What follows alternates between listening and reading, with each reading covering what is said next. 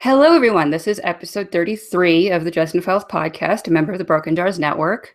And today we are being joined by a previous guest named Sean. He previously joined us in the Curses episode and did some research for us. So it's happy to have you back, Sean. How are you? Doing very good.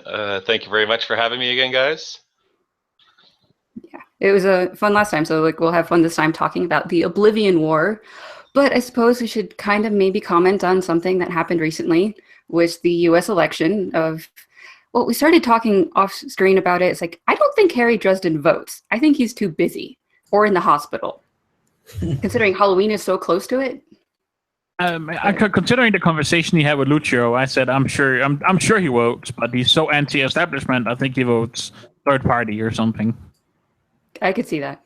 Yeah. There's also the monologue that he has in White Knight, the one with Elaine and the White Court. Yeah, that's White Knight. The long thing about, and he says about how all politicians are the same and they're all shitty. So at first, when we were having this conversation, I thought he would vote, but maybe he would. I know he does really love America, though. Yeah. Right. I think at the end of the day, he still takes his duties and responsibilities to heart because he participated in jury duty. So why wouldn't he also vote? I think so. You can think your politicians are shitty and still go vote. That's half the fun of the election, right? So. Yeah, I could imagine him doing third party stuff, but it's interesting to note that the current president-elect got mentioned in Cold Days when Molly had no idea who Vaderung was, and Thomas just said, imagine pissing off Donald Trump. Now that's canon. That's it. Is that? I can't remember that. Yeah, walking into Max after frying all of the things in Thomas's apartment. I don't think that Harry has enough He's not even. He doesn't even like white council politics. So I can't see him being that into actual politics. I think that he's probably, if he does vote, he's always voted the same way, regardless of who the nominee is. I think he just goes, votes, and that's it. But he doesn't really care about what this person said or what that person said. Yeah. He doesn't seem really capable of doing much in the white council politics, though, because it's all the geocratic crap. But he can actually vote in an American election. That is, he has some amount of power. Granted, he's in Chicago, so I don't know how much it actually works. He way cares about white council politics. I mean, you just have to look at proven guilty for that. It matters that Rashid gets his vote because he gets a friggin' vote, man. That saved a girl's life. So. Yeah, and Sean brought up the possibility that Laura Wraith is at fault for all of the terrible things happening in this election. I'm willing to accept that as well. All right, but let's talk about the Oblivion War, which Laura Wraith is also involved in. And we're going to spoil everything in bad language. Yep, so fuck off if you don't like it. Because that's a new thing. How do you guys think Laura and Thomas got involved in the Oblivion War? Oh, man. How did they get involved? I mean, so Thomas gives Bob some of his rationale for part of their justification for doing it, but they would have had to have been recruited.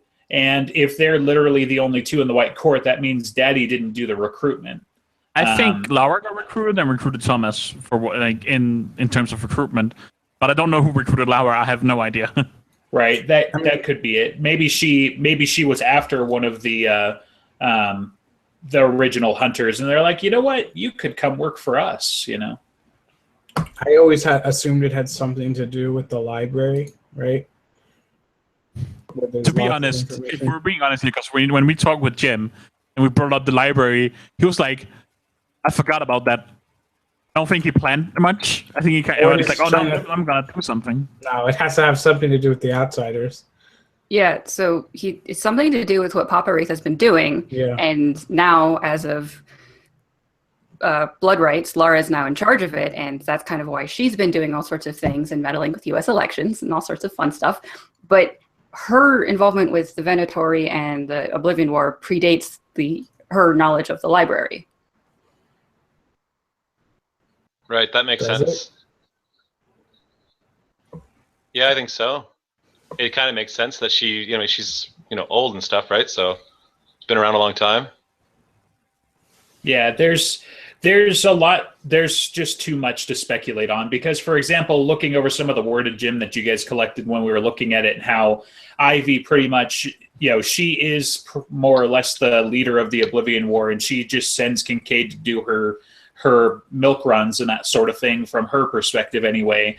For all we know, Ivy picked up something when Laura was young and writing in her journal about how, man, she really wishes she could get rid of these old gods. And Ivy's like, hey, I could totally hook you up with that. And then Kincaid recruited her, and neither of them even know why, but Ivy does. So I mean, there are 100 different ways that it could have happened for sure.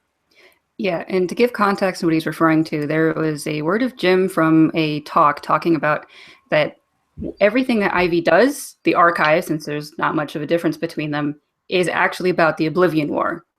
All of the remembering everything. Archive's true purpose. Yeah, and everything else is just smoke and mirrors. The true purpose is to make sure that all those old creepy things actually die. So when they stop getting mentioned for a while, she waits like 1,000 years. And if it actually doesn't get mentioned ever again that she can see, she deletes it from her own memory, which hopefully kills the creature permanently. I'm not sure about kill is the right word. From how I understand it, is that as long as they are remembered and thought about, they have access to our world. But if they're completely forgotten, they still exist somewhere out there, but they have no way of getting into contact with our world.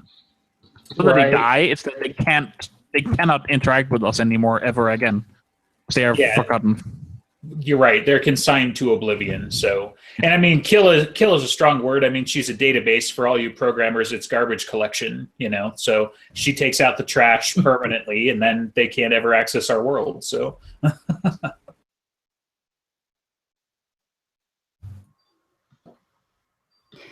Yeah, and so she's kind of the one that does like all of the architecting of everything that has to happen. She figures out when things should happen, how to send people there based on everything that she knows as the archive, and sets up blind drops. And that's where Kincaid comes in, but he doesn't ask questions and she doesn't tell him anything. Yeah, I'm a little confused about one of the things in the backup story.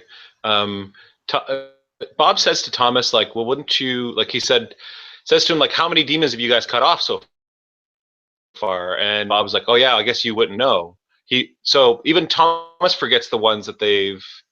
Okay, so let's say Thomas, he's acolytes or whatever, and knows the name of the demon they're trying to bring back, or that's why that the archive waits 1,000 years. Like all the people who fought it, that's not forgotten.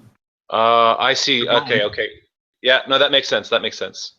Right, and the Thomas.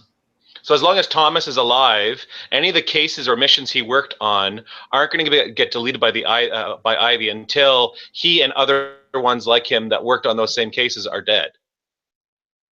It's kind of a problem, and then a white court vampire is then an agent for this because they are immortal. Maybe I think part of the bridge in that gap is the fact that I'm sure the Venatori have ways to make you forget as well.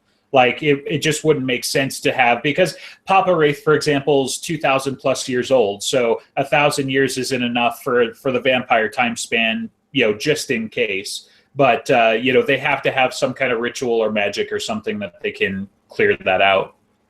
Yeah, and it makes sense if they have like a practitioner. I was thinking that as well, but does that count? Because thinking Harry forgot something at some point.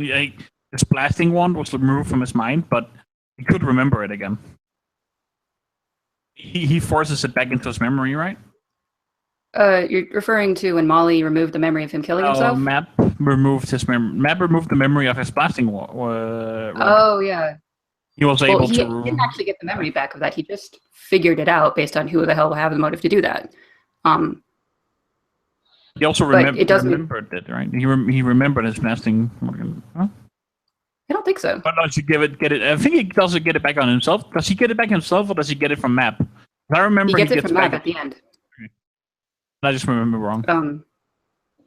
Yeah, but makes perfect sense if the Venatories have some amount of practitioners that can just remove memories from people. But it's interesting, like, does that violate the 7 laws enough that For the sure White it Council does. would piss on? But if the Venators actually consent to having the memories removed, I don't think the rules consider consent. Really? doesn't it? Doesn't like it No, has I to think be? it's just you can't do it. Period. I thought it has to be like against their will is what's actually the limit. So you cannot tamper with another person's mind. Against their will. Like for example, no, I don't think it says against their will. I think it just says no.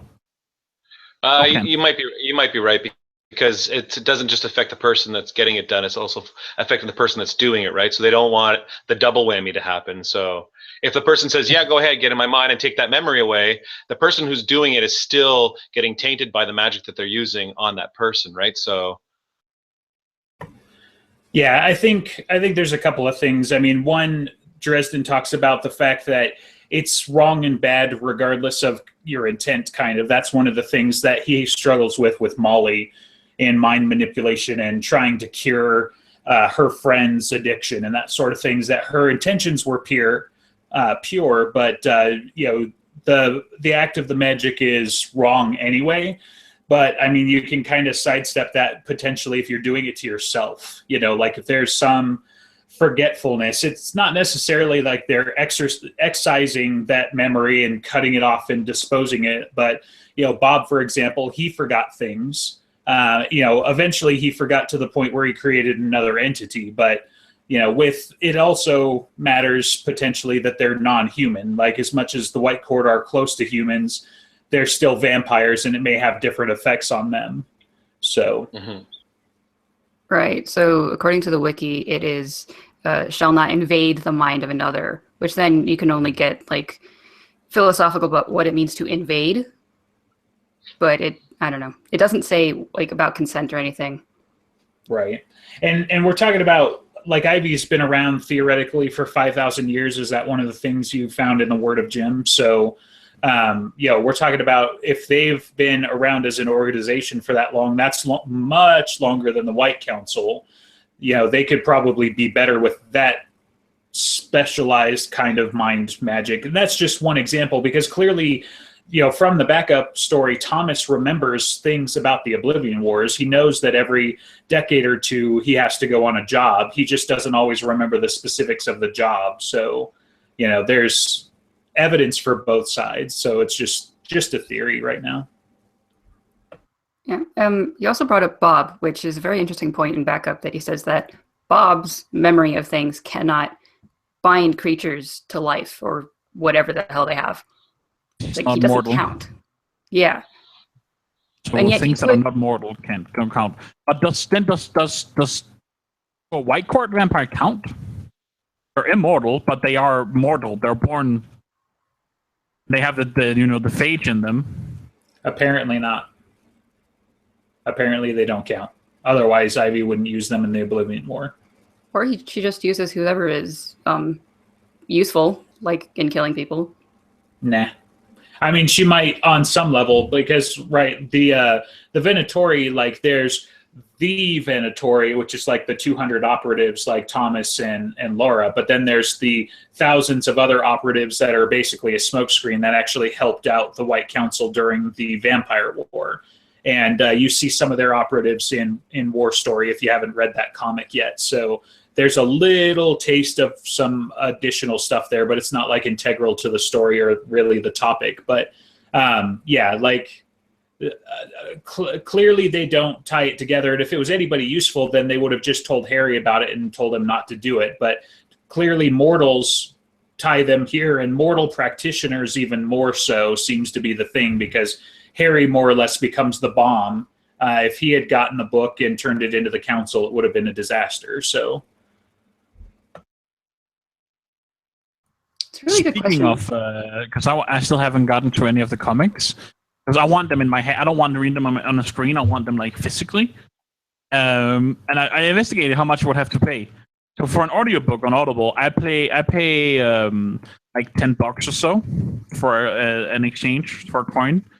For the the comic book, I would have to pay $35 each. They're so expensive.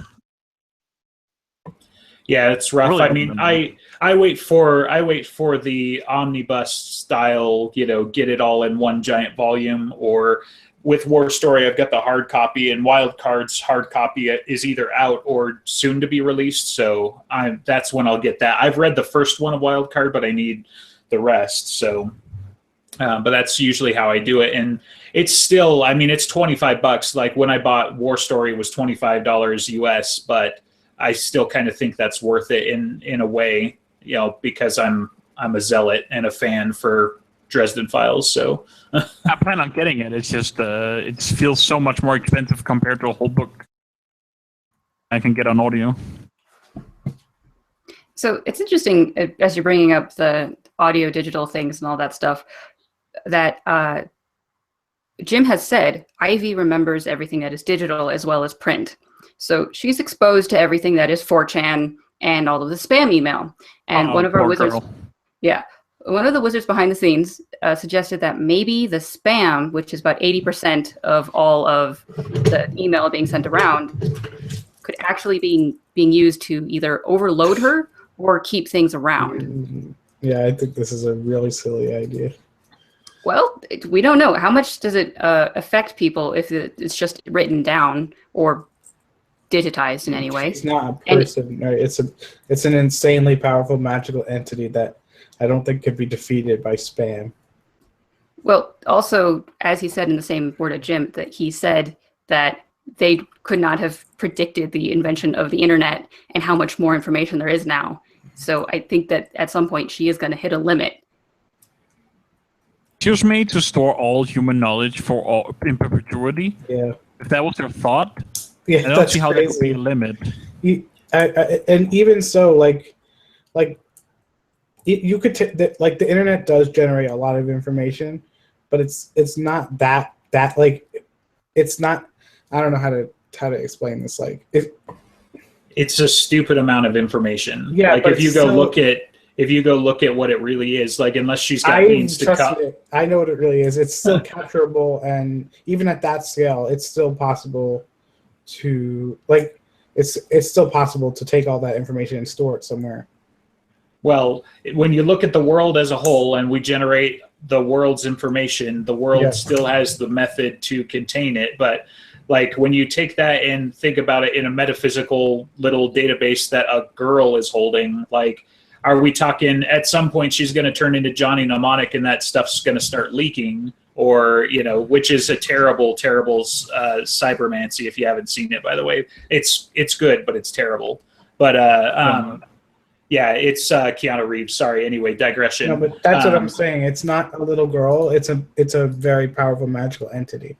In theory, but I mean, again, it was created 5,000 years ago. So I see both sides, but I'm not ready to just dismiss out of hand. Well, similar to how the Industrial Revolution didn't change anything, the Information Revolution certainly isn't going to overpower a metaphysical artifact, especially when the author hints at, this might be a bad thing that comes up later, so it's a potential for conflict. Exactly. He's going to do it whatever he can, especially to torture a little girl. I love the fact that like those 7 LinkedIn emails I get every day from all those people that I don't know are like practically keeping the archive in check. Like if it wasn't for all the spam, then she would be even that more powerful, but she has to use all of her, like a big chunk of her energy to like just go through the spam. I think that's hilarious. I think that's so funny.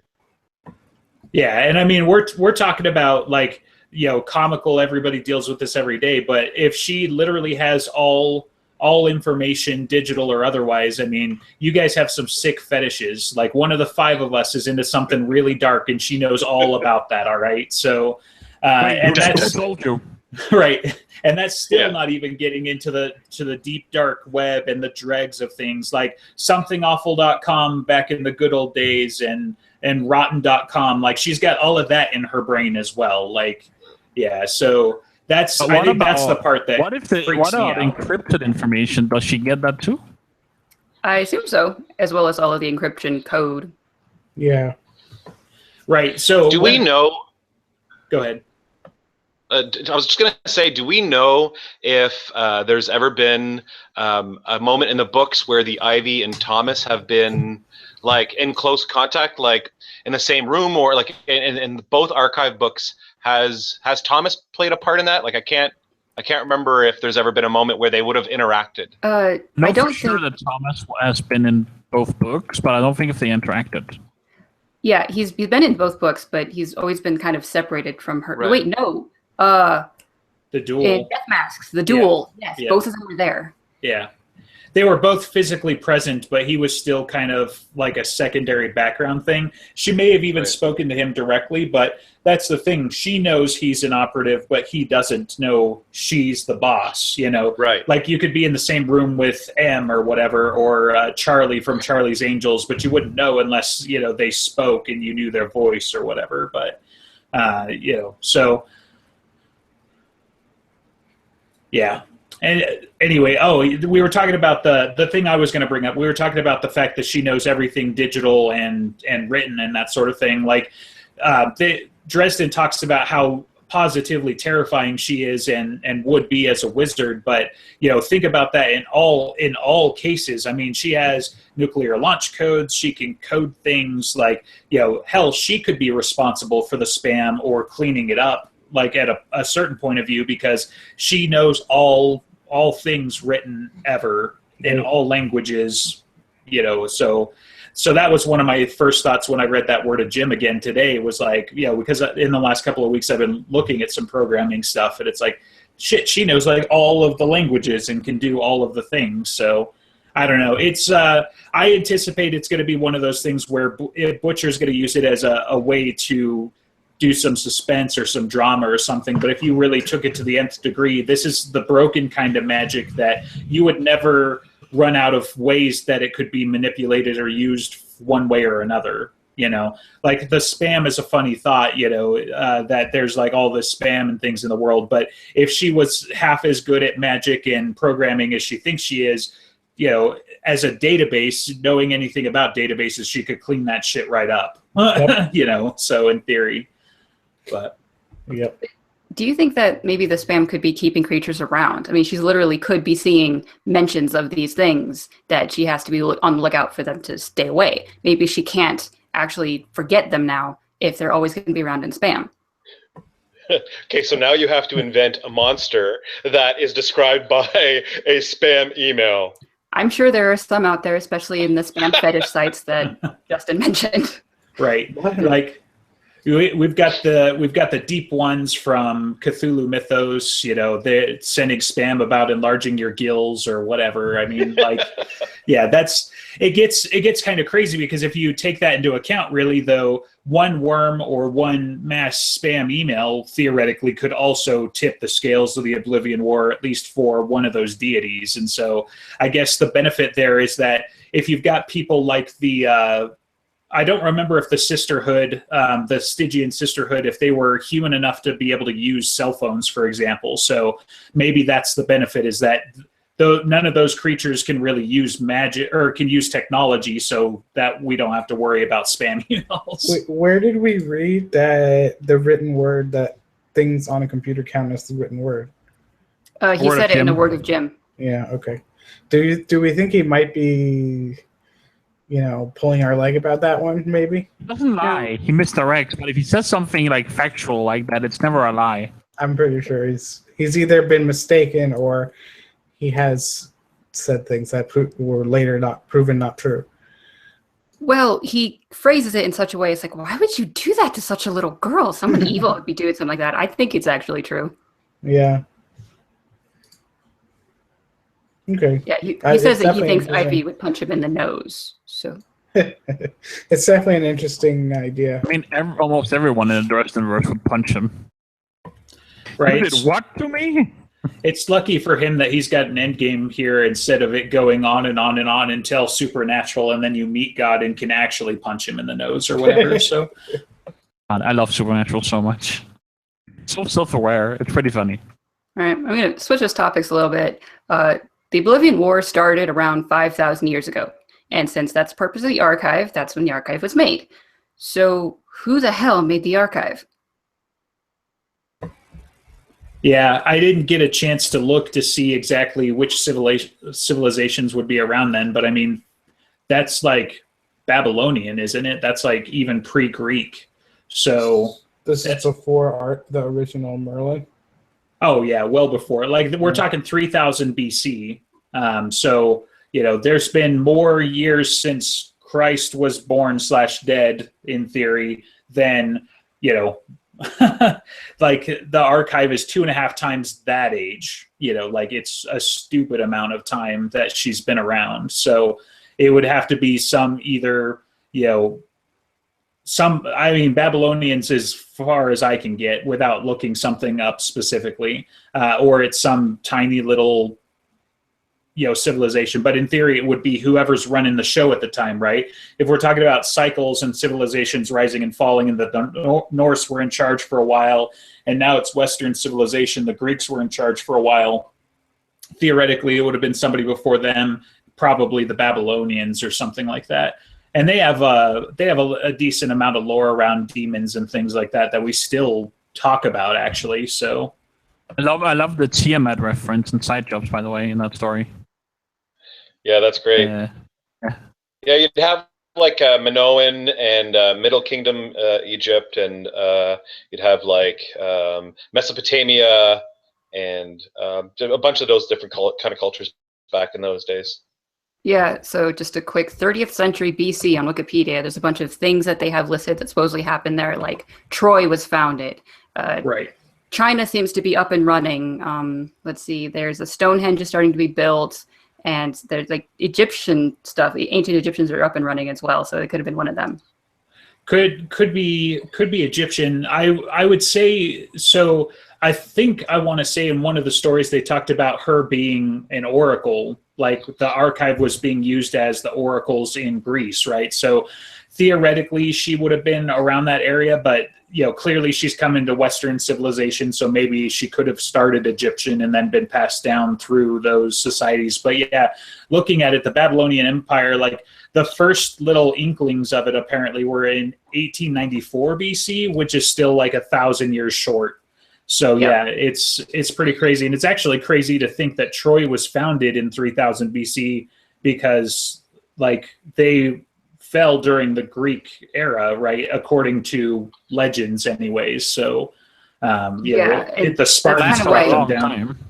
It's kind of why supposedly for that, because like I think we can't be sure that Troy even really existed.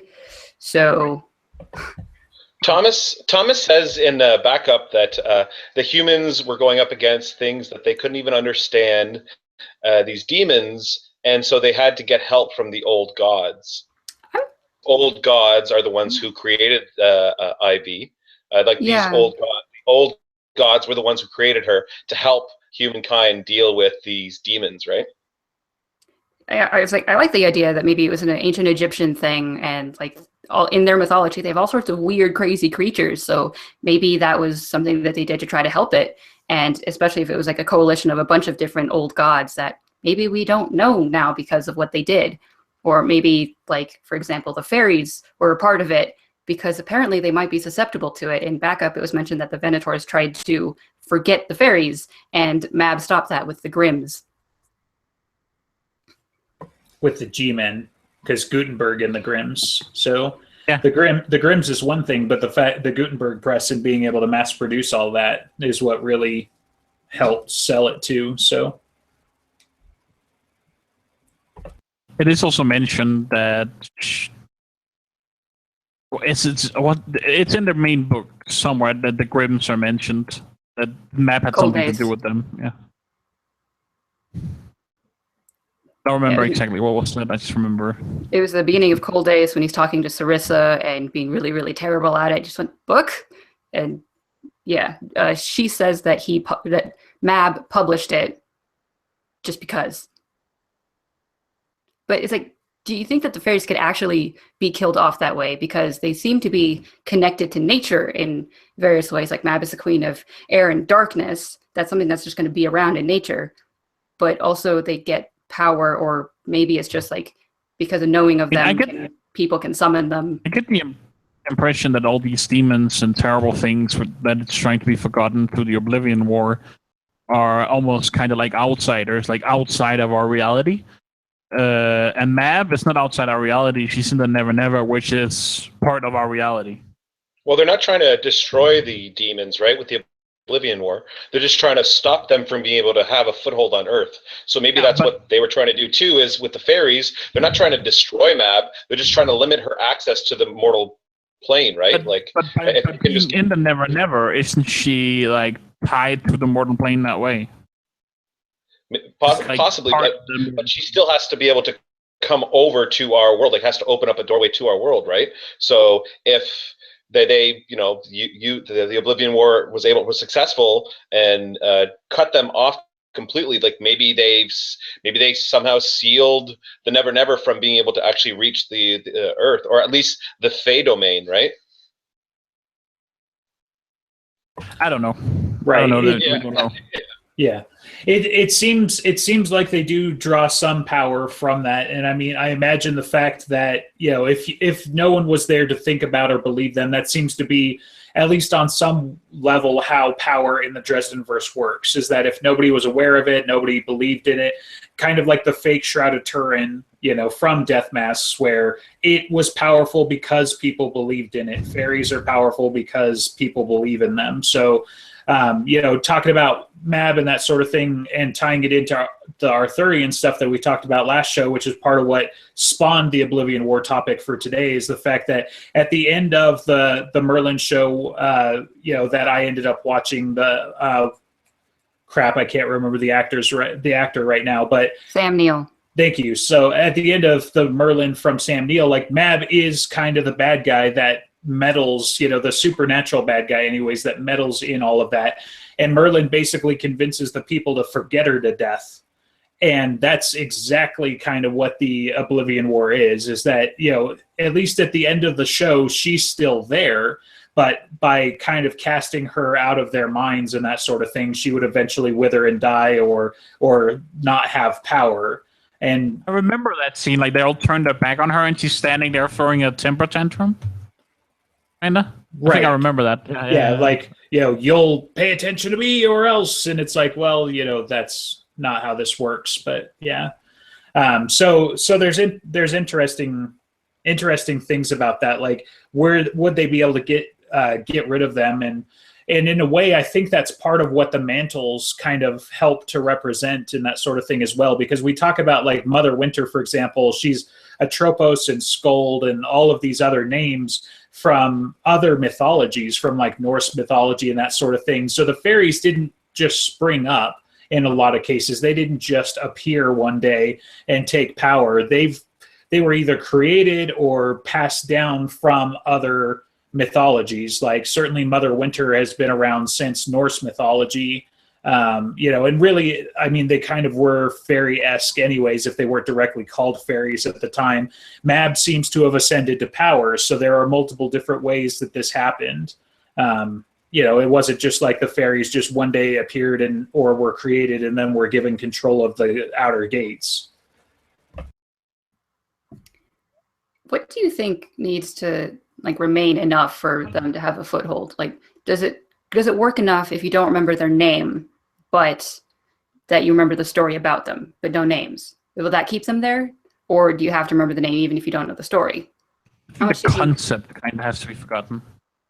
So it's like the core identity regardless of name. I think it's the name, honestly. There's enough to tie in, you know, name magic and that sort of thing in the Dresden Files. Like, I think they have to at least get a name. You can't have some formless, voidless thing out there, because we remember the time that it ate a baby. That could have been 100 different gods, but I think the name is important. Yeah, I think that it's helpful if the legend behind the demon itself or its actions are forgotten, but if the name survives, then that's all the demon needs, is it's just the name. So that's the most important part to forget. So interesting to think of. That's the most important thing to forget. Now, pay attention while you do that. Memory's weird. So I guess kind of tied into that, what do you think about, like, the kind of intensity of belief? If thousands of people know the name but don't think it's real, is that better than like 3 people who intensely believe it?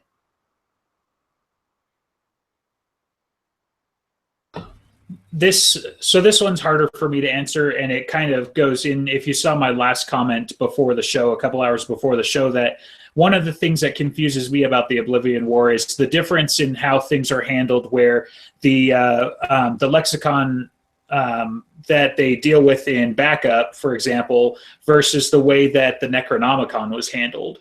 And they being the Venatori in theory allowed the White Council to publish the Necronomicon, or did the White Council totally screw the pooch on that without even realizing it because they published it? And yet the lexicon was going to be a disaster if it got published, but the Necronomicon, nobody seems to say anything other than it was a good thing that it got published because it sapped the energy, because then everybody knew it. Everybody knew the rituals. So maybe the lexicon... Maybe there are no gods mentioned in the Necronomicon? Well, and that's what I was thinking too, is that maybe the Necronomicon has like a couple of people are mentioned, and then the lexicon was like a list of the old gods, and that's why it was a bad idea to get that published. That the Necronomicon was more rituals, and the lexicon was more, a directory of old gods. But that's one thing that's not fully answered into my mind. So I would almost say that 1,000 people knowing them would keep them around, but it would kind of water down the power if anybody tried to call on it, right? Because that seems to be the split in the Dresden Files. Yeah, I don't know much about the Necronomicon, but like based off of blood rites, it seems like the point of it is you have to have a sponsor, and if we can go by the ritual that the people were doing in blood rites, is like they had to say the name. So it seems like you have to have the identity of the sponsor involved in some way. So maybe that, like, the lexicon was probably some amount of both. Well, there's power in names, right? Like what Justin was just saying. There's name magic is very powerful. So that name, that last vestige of this old demon, is just the name, and people are saying it and don't even know what it means, and they might have no idea that it's even a name of a demon. But as long as that name or word stays, and that there's a chance, right? It's like when they kill Freddy in the Elm Street movies, and they kill him in the real world, but he survives in the dream world, and even if there's a little tiny piece of him left over, he can build his power back up. And so as long as that name stays around, there's still a hope that the demon will be able to cross over at some point.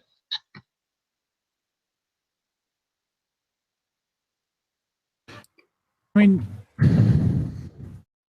we don't have a lot of it's very ambiguous, right? So it's really hard to speculate on. Right. I mean, if you want to really bake your noodle, does modern media create entities out of nowhere, or do they find entities to bring in something all akin to like the Babadook, or like xenomorphs, for example, are clearly in the human subconscious now. From Proven Guilty, we see that was a primal fear that the fetches wanted to exploit. So did they exploit it because that movie came out, or was that movie somehow shaped by these entities out in the never never somewhere?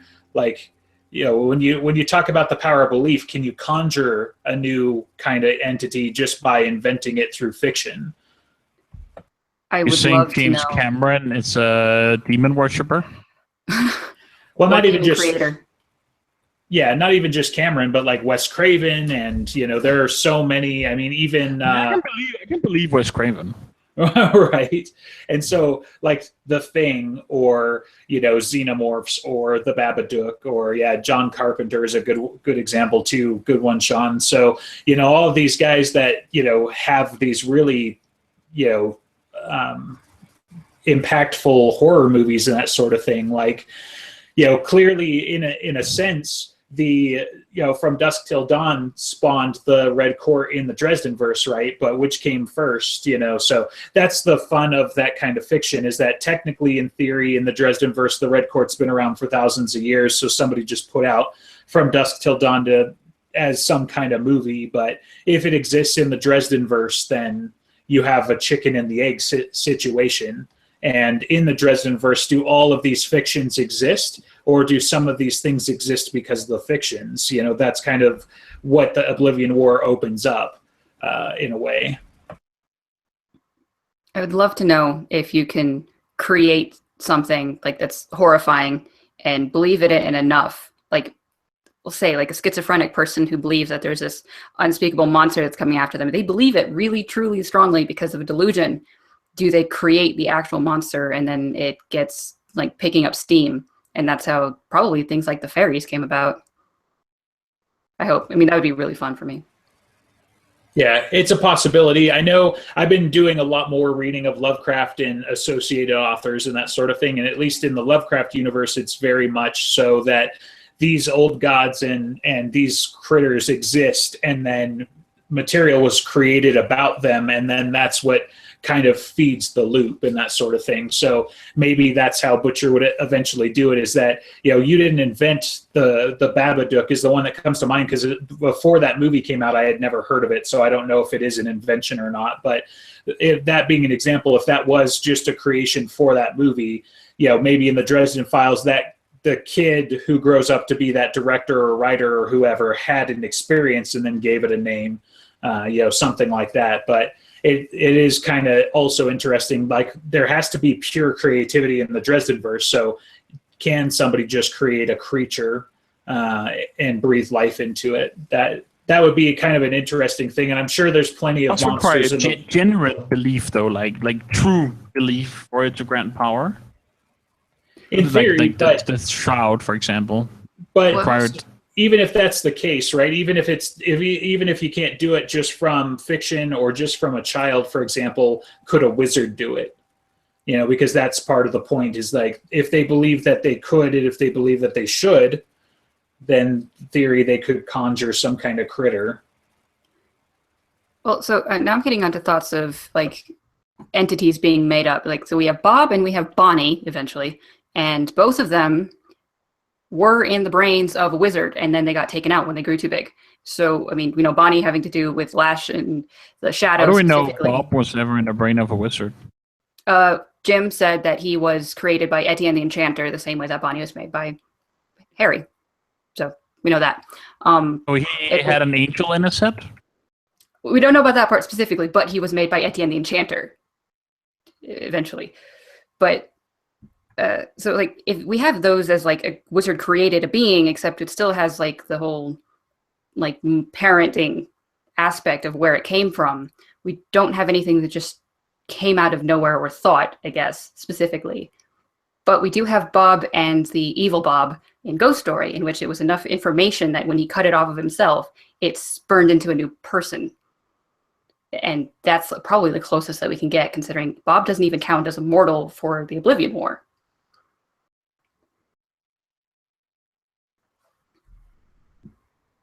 My head hurts. Maybe you have a spirit of intellect in there, and you need to get it out. So. Oh shit! Please no burst my head. Right. You need to find a really hot wizard like Molly to pull it out of there for you. So. Or it Just just find a hot happens, wizard without having to die. Well, if you don't, then it happens like xenomorph coming out of your head instead of your chest. Yeah. So yeah, I mean, with the spirit of intellect, that definitely seems to be, you know, that's not spontaneous generation. They're just spirit critters, which is harder to do in the prime material plane and that sort of thing. But, you know, they have a source that we can point to, at least, that makes a bit of sense, that sort of thing. So.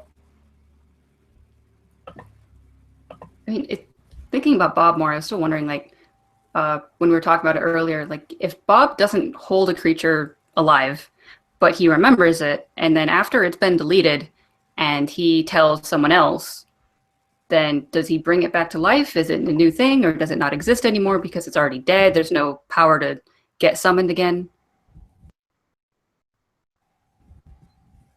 Any thoughts?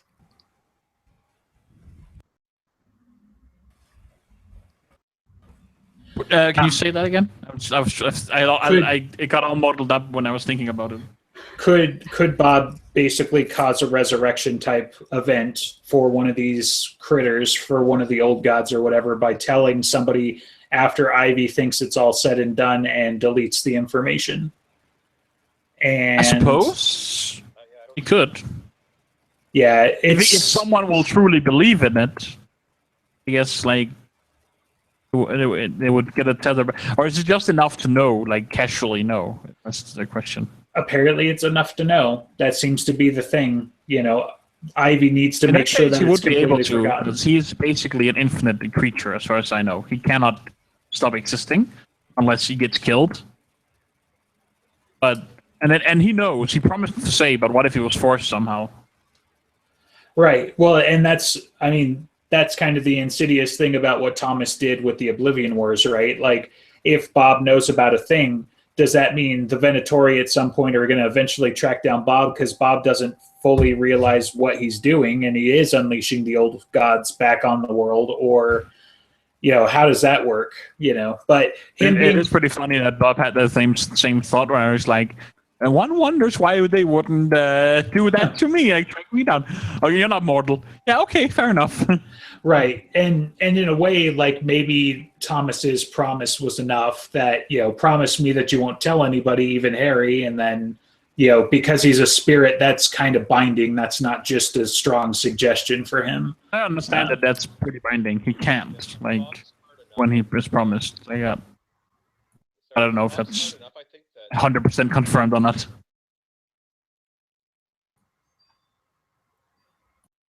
I think if he could break it and tell other people once it's thought to be forgotten, that he can bring it back. Do they then know that this is say it happens in 1,000 years? The archivist deleted this from her own memory, so that archive would not have any knowledge of this creature anymore. You know that it's an old god, an old demon they would have to get rid of. Right. And that kind of begs the question too, like if it's possible, if it happened that Bob put this knowledge back on the world, I don't know that the archive would even recognize that it's been defeated before, because that's kind of the point of the archive, is that she forgets. She would not remember. So it would seem more like some kind of resurgence that way. But Bob will be able to just cut that information out. If he gets the name of whatever it is or the information, he could just cut it off like he did the Evil Bob stuff. I suppose he could. He certainly could cut off the whole Evil Bob thing. But can he's smart enough. Can he pick specific smart information enough, too?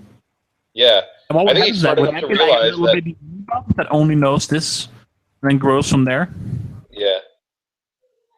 Yeah. Right. He might be smart enough to realize, though, that the information is too dangerous to have even in himself. So he's just like, screw this. I'm just going to cut it off, and now no one will know.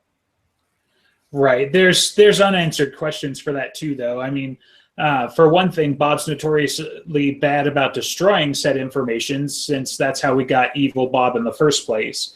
And then the other piece to that puzzle, I think, is, did Evil Bob exist mostly because of the duration and depth of that knowledge, more so than the knowledge itself?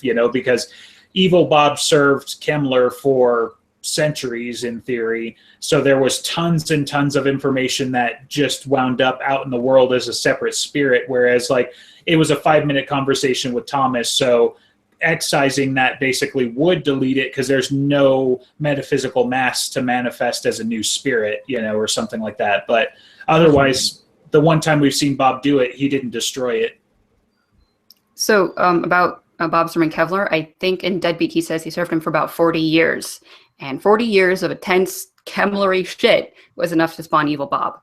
But also, I don't know if the promise that Thomas got out of Bob is binding, considering Thomas did not own the skull. And that might be a significant factor in whether it works, as well as in Cold Days, when Bob sees Demon Reach. Was that enough to spawn a new Bob? It's a ton of shit. I mean, Bob has to obey the holder of the skull, but he is still an entity of his own will. Has his own will. He's not. If he makes if he's ordered to tell by the holder of the skull, would he have to tell? Yeah, I guess so. I think so. Because Well, you How have is to it tell. with the map secret with Halloween and immortals can die? I think Harry like makes an agreement with him. He doesn't force him, yeah, even though he has the Harry skull. makes an agreement, but we don't know if the other holder of the skull, like Butters, can actually force Bob to tell what happens on cold days. Once Because Harry has the skull, he can force him. Surely, it's whoever holds the skull. yeah, we don't know how binding those things are yet.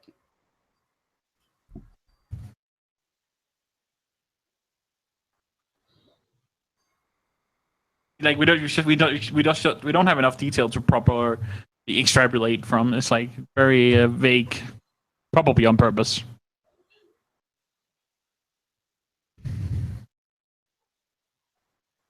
American Gods by Neil Gaiman, and that deals with forgotten gods and like gods who have like kind of lost their believers and their power levels have like kind of lowered. They're still able to do stuff, but they roam the American countryside like Odin and all these different like kind of super old power gods that now are just kind of they're almost mortal with some tricks and some magic. So it's kind of like that, but the Oblivion War seems to be dealing with these ancient demons, not really the old gods, like these benevolent human gods, more these demons from the other side type of thing, right? Yeah, I mean, I guess you could argue that these demons could also be called gods, but I get where you're coming from.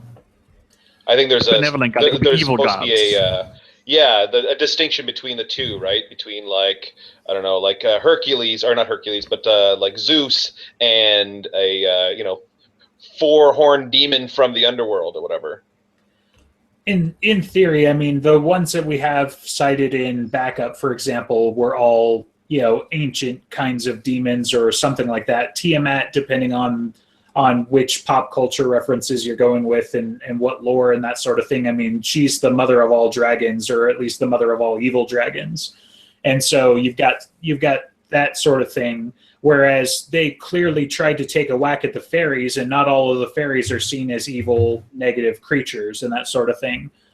So I think it's sort of all inclusive. Maybe they're just going to get the good guys last, Oh, Yeah, maybe. in theory, but yeah, because they don't seem to be taking a whack at Odin, Vadarung, Thor, anybody like that necessarily. They're taking a whack at people like the Stygian Sisterhood that seems some kind of Cthulhu-esque, nightmare, basically. And really, it does what they get out of Right. it, Stygian Sisterhood. power. Yeah, I think it just was power. One thing I was going to say, though, too, is that maybe the reason partly why the White Court's involved is they're going after the evil old gods first and the demons first because they're the ones that hunt mortal kind. And maybe that's why they're leaving the good gods, for later, or just leaving them alone, is because, Thomas cashes it as they hate competition. So they're going after the guys that feed on the kind, right? On their flock, so to speak. So Yeah, I absolutely believe that Lara's motivation in being a Venator is just to eliminate competition in all sorts. Whereas Thomas's is probably more benevolent. His reasoning. Like, it's also like in that book, you really get the feeling of how like we know both from his actions and his words, and even when we're in his head, but the amount of self-loathing he has, even though he's actually a very decent person with a handicap, big problem, and like I find him a very compelling character. I would love to see some more from his point of view. Yeah, Thomas is fun, and especially with what is coming up with Peace Talks, I want him to be a prominent figure. He says some of the best shit too. Yeah, I'm so looking forward to Ebenezer. And especially him and Thomas meeting. Thomas, yeah. Oh, it's gonna be so good. I want a scene with Harry having to deal with the White Council and having pretty much taken out the Reds. Like, we haven't seen the White Council be like, yeah, so thanks for ending the They war. won't thank him. Like, They won't thank him. or even acknowledging his actions in it. You know what I mean? Like we haven't had that at all. So I'll just be like, that was very dark wizardy of you. You sure we shouldn't kill you right now? He hasn't seen Something like Lara that. yet, has he? After changes, so it's like that would be a fun thing. It's like I took out an entire court. Don't fuck with me, Lara. It's like, oh, he's so much awesome now. Yeah. All right, but we're getting on to other topics. So, like, should we end here, or is there anything else about the Oblivion War you guys want to say? I have nothing more to add, personally. Okay, so let's plug our stuff. Alex, this is your part. Take it away. BrokenJars.xyz. Check out Great Scott Podcast for The Office, High Fantasy Podcast for writing. Woo! When are you guys doing your next episode, Alex? Next week. We'll be doing it next week. I think 42 Entertainment is on hiatus. It could be, Yeah. but still go watch all their old stuff. They have a ton of stuff. I've been putting up some Twitch content on Shylock's Gaming, the Twitch. What about your Twitch, Andreas? Twitch TV, Lord Betty, mostly World of Warcraft. Anything right now? And everybody, enjoy the holidays. Take it easy, right? you too. Yeah, anything else? Sean, do you have anything to plug by chance? You'll be able to find me this week raising my daughter. Probably shoveling because we had 15 centimeters of snow. Yes, I said centimeters. He's Canadian. But I got nothing going on other than regular life. Awesome. That sounds fun. What holiday? Alex? What? The holidays. The holidays. You mean Yeah. Christmas? Because that's pretty He's- far away. No, all of them. Thanksgiving. I mean, Here in our America, Thanksgiving, your Thanksgiving, their Thanksgiving. We don't have a Thanksgiving. here in America, we're already gearing up for Christmas. So, in America, Yeah, Thanksgiving happens this week, and I am scheduled to bake at least 5 pies. someone screen cap Have that, fun with that. please. We need to turn When that. I'll send you- Winchester surely would come visit. We need to gift that 5 pies in that face. All right. So that's it. We'll be ending now. So everyone say bye. Bye. Bye.